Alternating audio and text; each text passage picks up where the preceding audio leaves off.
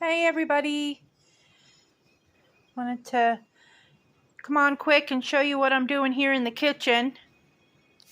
I'm up-potting all my seedlings, tomatoes and peppers mostly, to their single pots. I grow them in a container with anywhere from 5 to 8 seeds each of tomatoes or peppers, depending on how many of that variety I want in the garden.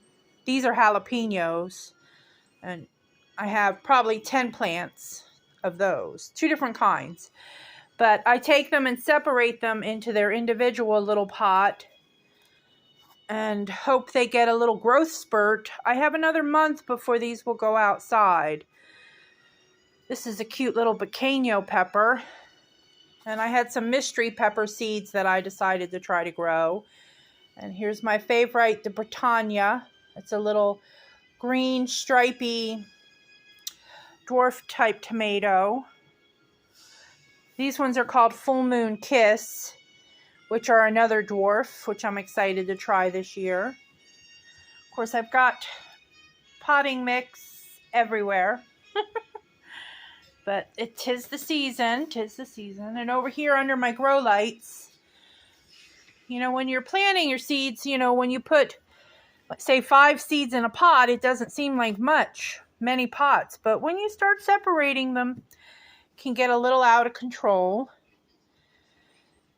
These are a determinate tomato. I'm trying to get a few of those in the garden because it's much easier to not have to tie them up all the time. But these are an ulu ochre, which is a yellow, orangey, purpley tomato. I don't know. I've never tried it, and I have some pink brandywine in here also. What else is in here? Over here I have another thing of tomatoes. These are a variety of things. There's some Repreco, which is determinate, and Red Pride, which is determinate. Some black cherry, my favorite, and some Thornburns terracotta, and some Amana orange. Yes. And then more peppers. There's some Anaheim, frying peppers, cayenne peppers in there. So I'm really hoping that they get a little growth spurt because they have another month inside. Or, about that. I'll start hardening them off in a couple weeks, probably about 3 weeks, 4 weeks. So more peppers, Lesia here. My favorite cherry peppers, red hot cherry peppers.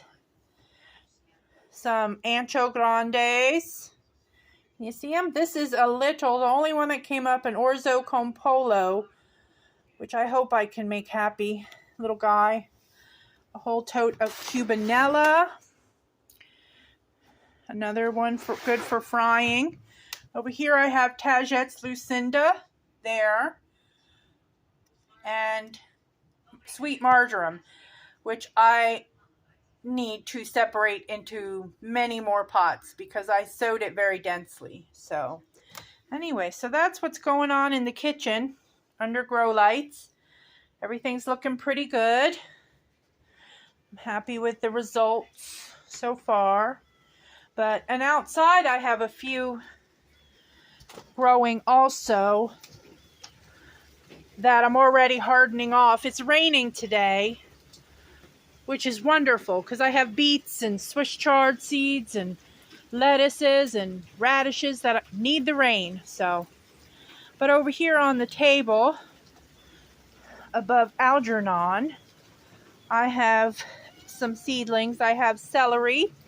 This here is celery, which I didn't grow. I only grew 8 of. I was very much controlled when I did that because I don't really need much celery because I have tons in the freezer. And I have some sweet oregano, borage. This is fireweed back here.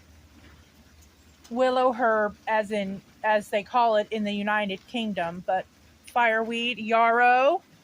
So I really want to be able to harvest some yarrow for tincture. a few onions, and some Black Prince snapdragons. So these will all get hardened off, and they have more of a tolerance for frost, so, or they have a tolerance. The things in the house have no tolerance for frost, so anyway. So yeah, so just on a side note, look, poison ivy, it's everywhere in my yard. It's growing, it's going to invade my whole porch. That's one of the bad things in nature, but anyway, I'm allergic, so. But I'm not focusing on that. No, I'm looking at all these beautiful seedlings and trying to make them happy so I can have a nice harvest. All right, everybody take care. Happy growing. Bye.